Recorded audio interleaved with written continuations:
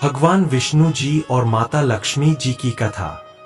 एक बार भगवान विष्णु जी शेषनाग पर बैठे बैठे बोर हो गए और उन्होंने धरती पर घूमने का विचार मन में बना लिया।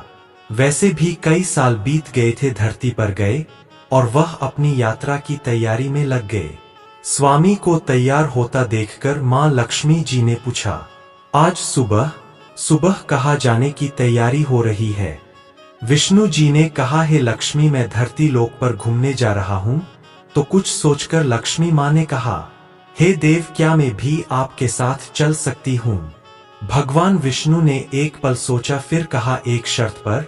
तुम मेरे साथ चल सकती हो, लेकिन तुम धरती पर पहुंचकर उत्तर दिशा की और बिल्कुल मत देखना। इसके साथ ही माता लक्ष्मी ने हाँ कहलवाकर अपनी बात मनवा ली और सुबह सुबह ही मां लक्ष्मी और भगवान विष्णु धरती पर पहुंच गए और चारों ओर हरियाली ही हरियाली छाई हुई थी। उस समय चारों ओर बहुत शांति थी और धरती बहुत ही सुंदर दिख रही थी और मां लक्ष्मी मंत्रमुग्ध होकर धरती को देख रही थी और भूल गई कि पति को क्या वचन देकर आई है। चारों ओर देखती हुए कब उत्तर दिशा की ओर देखने लगी पता ही नहीं चला। उत्तर दिशा में मां लक्ष्मी को एक बहुत ही सुंदर बगीचा नजर आया। उस बगीचे से भीनी भीनी खुशबू आ रही थी और बहुत ही सुंदर सुंदर फूल खिले हुए थे। यह एक फूलों का खेत था। मां लक्ष्मी बिना सोचे समझे उस खेत में चली गई और एक सुंदर सा फूल तोड़कर ले आई। लेकिन जब मां लक्ष्मी जी भगवान विष्णु के पास वापस आई तो भगवान विष्णु की आंखों में आंसू थे। भगवान विष्णु ने मां लक्ष्मी से कहा, कभी भी किसी से बिना पूछे कुछ भी नहीं लेना चाहिए और साथ ही अपना वचन भी याद दिलाया। मां लक्ष्मी को अपनी भूल का पता चला तो उन्होंने भगवान विष्णु से इस भूल की माफी मांगी। तो भगवान विष्णु ने कहा कि जो तुमने जो भूल की है उसकी सजा तो तुम्हें जरूर मिलेगी। जिस माली के खेत से तुमने बिना पूछे फूल तोड़ा है, यह एक प्रकार की चोरी है। इसलिए अब तुम 3 साल तक माली के घर में नौकर बनकर रहोगी। उसके बाद मैं तुम्हें बैकुंठ धाम में वापस बुलाऊंगा। मां लक्ष्मी ने चुपचाप सर झुकाकर हाँ कर दी। मां लक्ष्मी एक गरीब औरत का रूप धारण करके उस खेत के मालिक के घर गई। घर कहाँ, एक झोपड़ा था और उस घर के मालिक का नाम माधव था। माधव के परिवार में माधव की बीबी, 2 बेटे और 3 बेटियां थी। सभी उस छोटे से खेत में काम करके किसी तरह से गुजारा करते थे। मां लक्ष्मी जब एक साधारण गरीब औरत बनकर जब माधव के झोपड़े पर गई तो माधव ने पूछा, बहन, तुम कौन हो और इस समय तुम्हें क्या चाहिए? तब मां लक्ष्मी ने कहा, एक गरीब औरत हूं, मेरी देखभाल करने वाला कोई नहीं है। मैंने कई दिनों से खाना भी नहीं खाया है।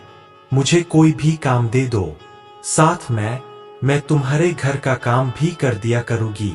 बस मुझे अपने घर में एक कोने में आसरा दे दो। माधव बहुत ही अच्छे दिल का मालिक था। उसे दया आ गई, लेकिन उसने कहा, बहन, मैं तो बहुत ही गरीब हूँ। मेरी कमाई से मेरे घर का खर्च बड़ी मुश्किल से चलता है। लेकिन अगर मेरी 3 की जगह 4 बेटियां होती तो भी मैंने गुजारा करना था। अगर तुम मेरी बेटी बनकर जैसा रूखा सूखा हम खाते हैं उसमें खुश रह सकती हो तो बेटी अंदर आ जाओ।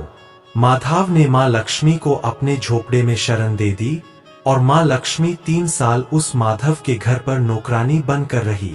जिस दिन मां लक्ष्मी माधव के घर आई थी उसके दूसरे दिन ही माधव को इतनी आमदनी हुई कि उन फूलों के पैसे से शाम को एक गाय खरीद ली।